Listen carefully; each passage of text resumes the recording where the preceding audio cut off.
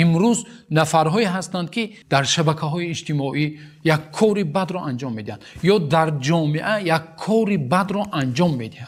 مثلا ما میدونیم که در تاریخ اولین خون ناحقی که جاری شده است، اولین نفری که ظلماً کشته شده است، این فرزند آدم علیه السلام هابیل است. قابیل برادر هابیل قابیل را ظلماً خون او را ناحق ریزانده است. پیامبر صلی الله علیه و سلم میگویند هر یک نفری که ظلماً در این دنیا کشته می شود از گناه او نصیبی هست بر فرزند آدم قابیل.